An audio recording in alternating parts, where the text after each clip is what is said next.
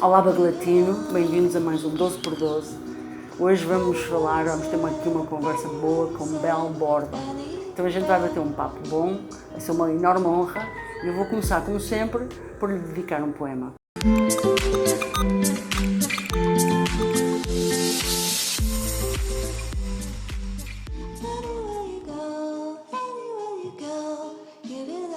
O silêncio nos coloca diante da busca de ser, aprender a lidar com o medo, de si e do outro, daquilo que não sabemos, dos lugares que acharemos, das primaveras que não virão, do agora e do depois, dos sonhos que perderemos, das escolhas que brindaremos, dos anos que acabarão. Ser dói, machuca a memória, mas também se constrói na passagem das horas. Todos os dias o medo, todos os dias o lampejo de um outro dia. Toma o teu medo nas mãos e lança a tua alma ao imprevisível, porque o caminho é assim. Todos os dias são de nascer. É um poema de uma baiana contemporânea chamada Valquíria Lima, Brindar à Vida.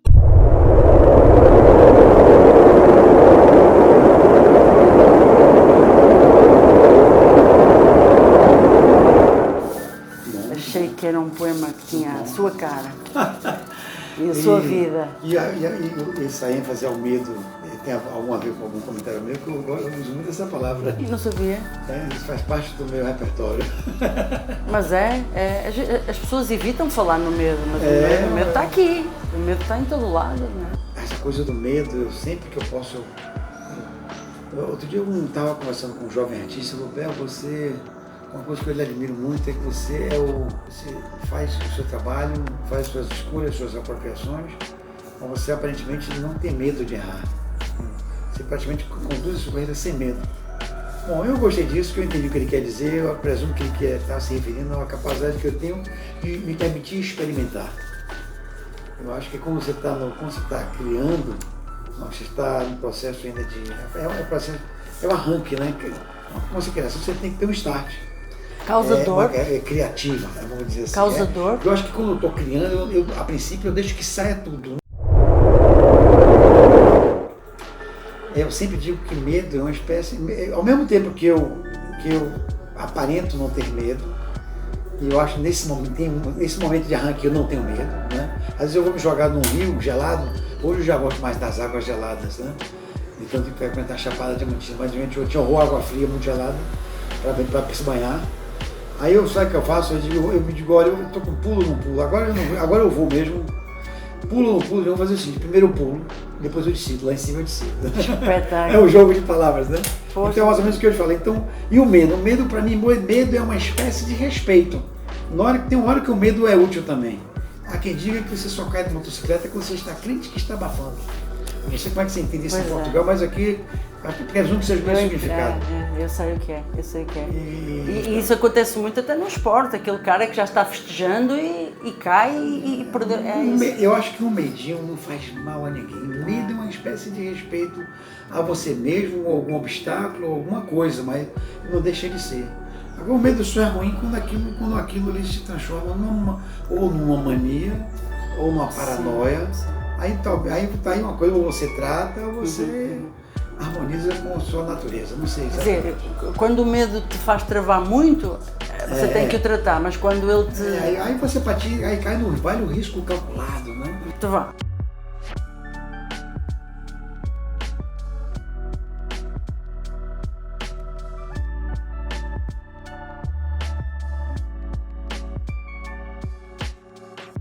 Vou-lhe ler as frases, ok? São frases de Pablo Picasso. Uma é: aprenda as regras como um profissional para que você possa quebrá-las como um artista. Isso mesmo. A sua cara, né? É a cara dele também, principalmente. Sim, e a sua cara também, do seu essa trabalho. Coisa da ambiguidade, né? Isso que acabou de falar do medo, etc. E a outra frase são duas frases, na verdade. Uma obra de arte deve levar um homem a reagir, sentir sua força, começar a criar também, mesmo que só na imaginação. Ele tem de ser agarrado pelo pescoço e sacudido. É preciso torná-lo consciente do mundo em que vive. E para isso, primeiro ele precisa ser arrancado deste mundo. E isso também é a sua cara. Bom, eu fiquei só em dúvida se ele está se referindo ao autor, artista que produz, ou ao espectador. Ok. Não sei qual dos dois. Agora eu fiquei meio sem saber qual dos dois. A primeira penso que é o artista e a segunda penso que é o espectador. Porque o artista. Na realidade, o objetivo é sempre atender ao público, mas é uma consequência de uma coisa interna, interior. Exato, né? Uma necessidade, né? Eu concordo aqui das regras.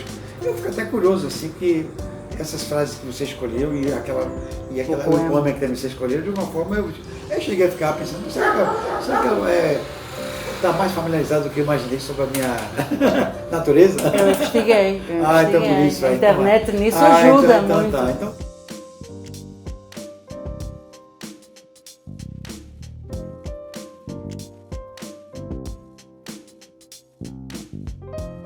Então, que bom, né? Porque está bem. Sim. Tá bem escolhido. Muito obrigada. Tanto a frase como o poema.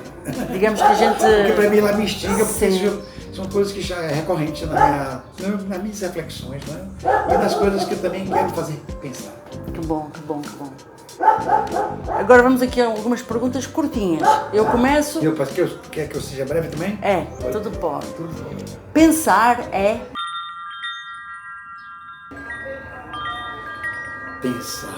Pensar, para mim, a primeira coisa que eu uso essa palavra pensar, para mim é falar com Deus. Da maneira que você. Não importa que tipo de Deus você esteja falando. É falar com o seu. É falar com o seu divino. Essa confirmação. Depois da confirmação. Incrível. Sentir é. Sentir é viver na pele. Intuição, instinto e espontaneidade são.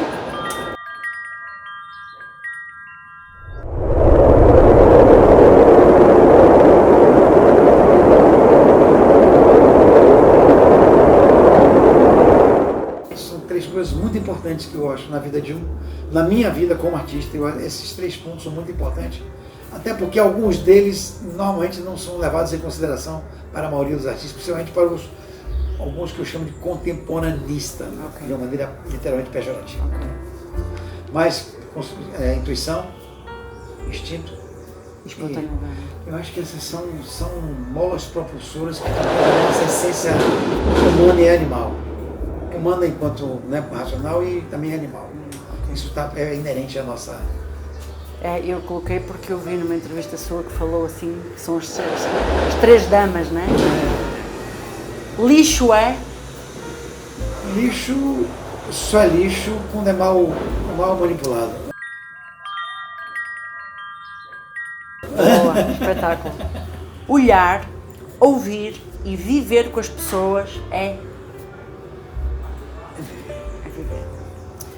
Gosto de pessoas que são verdadeiras. O mais importante na vida é viver. Sou feliz sempre que me sinto à vontade. Sempre quis saber porque é que. Sempre quis saber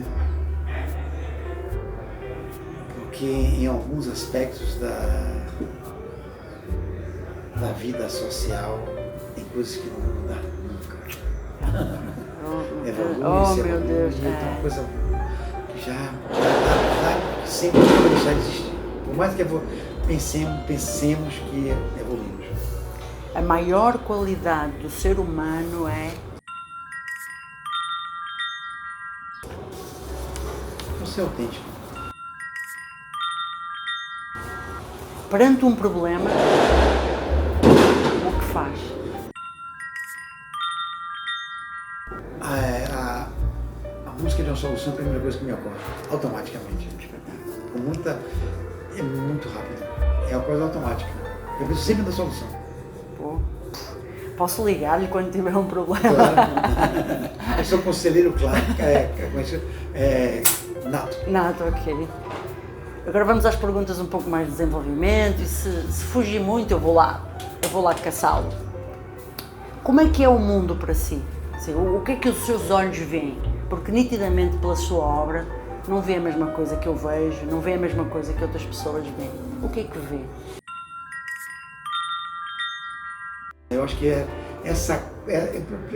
eu já hoje me convenceram, depois de me dizerem tanto que o artista pensa diferente, vê diferente, hoje eu acho de fato, não vou nem falar nós, parece presunçoso, eles são diferentes. Eles realmente como é que eu digo assim, é um pré-requisito. Você tem que, o que eles querem dizer? Eu acho que quando se diz que ele é diferente, é a capacidade que o artista tem de abstrair e a capacidade que ele tem de ter empatia pelas coisas e pelas pessoas. Mas sempre o alvo sempre é a pessoa. Eu digo as coisas, mas via pessoas. A empatia e a capacidade de abstrair são das coisas assim que posso botar dentro daquelas 3 primeiras. Sim, espetáculo, muito bom, gostei. Quem é a pessoa que vive dentro de você? Consegue definir assim numa frase? Claro, porque não, mas uma diferença básica que teve assim na minha formação, na minha trajetória de vida, é que houve um eu jovem que tem a sua carga que você traz já genética, depois vem o ambiente onde que você foi projetado, colocado, que chegou. Depois tem na sua maturidade, no seu desenvolvimento, tem o filtro por episódios, as circunstâncias que você viveu, que você se deparou. E depois eu acho que o grande barato, a grande festa mesmo, eu acho que é a maturidade. Que você não consegue com 30, com 40. Eu acho que os 60 eu vejo com muita satisfação. Ainda tenho todos os conflitos que o homem tem direito, mas tem a idade, a perda do vigor físico, a sensação de que o final está mais. A luz do túnel já dá para ver um pouco a grande luz do final. Isso reage na gente, não é? E eu me acho um homem. Eu vou falar o que eu acho que pode caber nessa sua colocação, pergunta. Eu acho um homem muito cauteloso.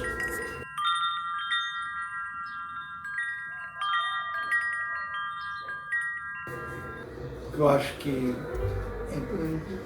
ter cuidado com as coisas, com as pessoas. Eu acho que eu tenho, minha filha pequena, graças a Deus ela tem muita empatia. Desculpa assim, eu sei que a minha filha já é muito pequenininha, eu sinto que ela percebe, ela consegue se colocar no lugar das pessoas. Isso eu tenho. É impressionante o meu cuidado, a capacidade que eu tenho de imaginar o que está passando dentro da sua cabeça. Legal. Às vezes eu fico até assustado. E o que acha que veio fazer aqui, a este mundo? Eu acho que hoje eu digo com maior tranquilidade que eu sinto que eu nasci para o que eu faço. Eu nasci para fazer o que eu faço. E eu deixo que a minha carreira, eu deixo que a minha visibilidade que eu conquistei, a evidência que em alguns casos eu também conquistei, a convergência de atenção, ou de um benefício, ou de um assédio, ou até de abordagem, eu deixo que isso fique sempre que possível a serviço das boas causas, não é? Então a arte para mim é compartilhar. Exato. É um magnífico e mágico e sublime compartilhamento que pode para você compartilhar coisas que só um homem viu na Terra. E agora pertence a todos. Legal.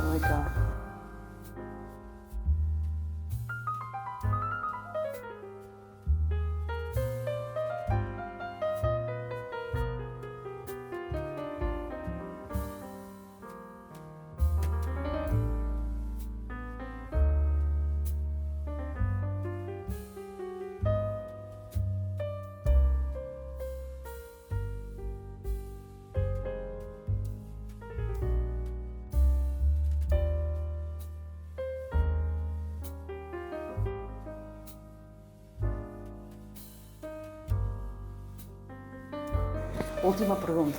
Oh, Que pena mesmo. Não, ficar... não, É verdade. Mas assim, se tivesse um instante para falar com todas as pessoas do mundo, literalmente todas, elas estariam a ouvi-lo, o que é que diria?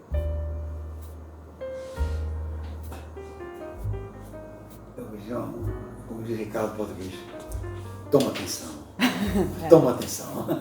Porque do jeito que a gente leva, do jeito que a gente está levando a vida e o mundo, não parece que a gente está percebendo o que a gente está fazendo.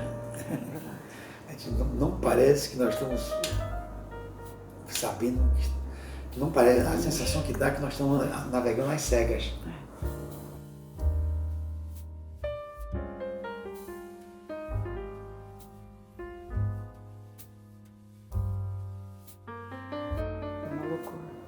Mesmo coisas que a gente mesmo sabe, a gente não aplica.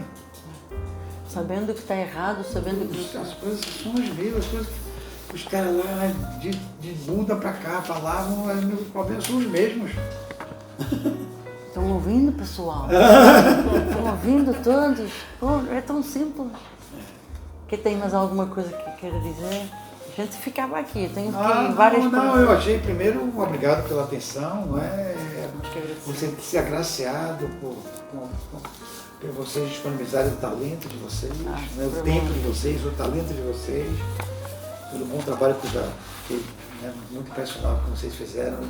E eu ser digno de ter o tempo de vocês, ouvindo eu falar meio que de mim mesmo. Isso aí é um presente, é um prêmio, porque as pessoas não têm tempo para mais ninguém. Ninguém tem tempo para mais ninguém. Puxa, eu quero falar para a câmara. Uma pessoa com a qualidade de Belo Borba, com um mundo, com a sua vida, uma carreira, a arte que circula pela cidade. Eu ouvir essas palavras, até estou aqui entalada, porque, nossa, é uma honra. É uma honra e é também um exagero, mas quem sabe a gente um dia consegue ir mais longe um pouquinho. Foi um prazer enorme. Eu agora lembrei-me de eu tinha aqui uma pergunta e vou fazê-la agora, pronto, assim, a solta, que é, a cidade de Salvador, às vezes, eu estou aqui há 9 anos, a cidade parece Belo Borba, ela podia quase, assim, eu digo no bom sentido. Eu estou muito presente mesmo. Que amor é esse que tem pela cidade? O quê? Que amor, o amor que tem pela cidade? Na realidade, como verbalista há muitos anos atrás, claro, me perguntaram isso, eu também me perguntava, né? Então a conclusão que cheguei, de alguma forma, já publiquei e compartilhei assim, a conclusão é o seguinte: essa coisa de acontecer nos espaços abertos, na rua em si, isso é uma cultura soteropolitana.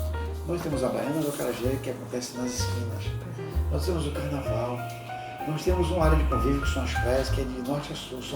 São centenas de quilômetros de praia, que as pessoas, nossa área de convívio. E as pessoas convivem assim, eu vejo pessoas gastarem uma fortuna num restaurante, aí você bota uma coisa ali um negocinho no meio da rua, assim, com uma cadeira fora, e no Baiano é meio exibicionista, gosta de ver e gosta de ser visto. Esse fetiche de ver e ser visto, isso tempera um pouco a natureza da personalidade do baiano. Temos um clima, temos uma luz favorável. Mas fora isso também, no início, eu fui primeiro movido por essa coisa que é uma questão cultural, né? A nossa cidade. E acontece certamente em outros lugares, em outras cidades, mas aqui com certeza com muita aspectos mais exuberantes da nossa cultura se manifestam nas ruas, nos espaços abertos. Como eu falei, o clima propicia, né? E a geografia, e temos uma luz, uma geografia e uma mistura de raças que isso gera um coquetel muito especial.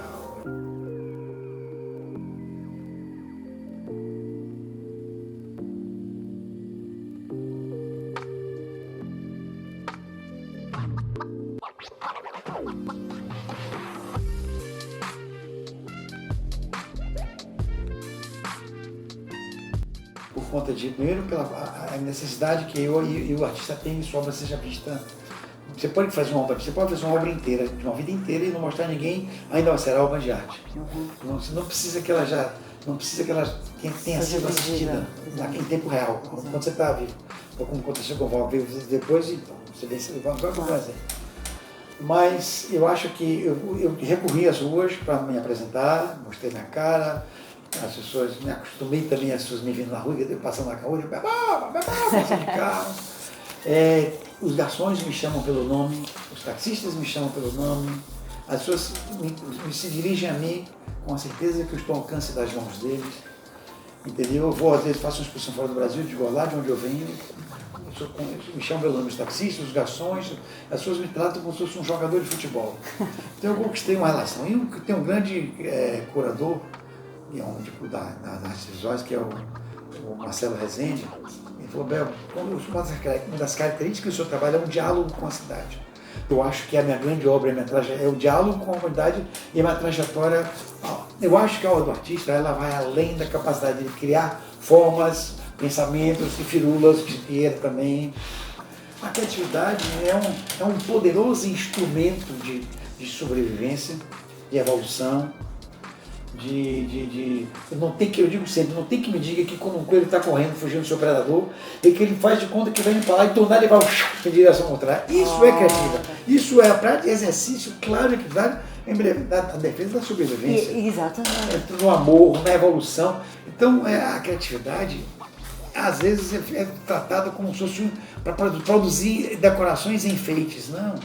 A criatividade é um poderoso instrumento para quase tudo nas nossas vidas. E a criatividade é aquela coisa que não estava no previsto, não estava prevista. É quase uma coisa que pula fora. E o mundo parece que pasteurizando, né? Quer fazer tudo padrão. Uma caldeirada sobre. Isso, caldeirada para toda a gente, para toda a idade, uma loucura. Gente, eu não quero acabar, mas temos que acabar. É sensacional, vocês vão amar. Maravilhoso, obrigado. Vão amar com certeza. É um pensamento claro, é um pensamento criativo. E despretensioso. Isso. Não, é um pensamento que avança. Eu não lancei nenhuma pérola. São as coisas do dia a dia. Obrigada. Muito obrigada. Está gelado aqui, Não, muito obrigada. Está gelado, até botar aqui. Tá.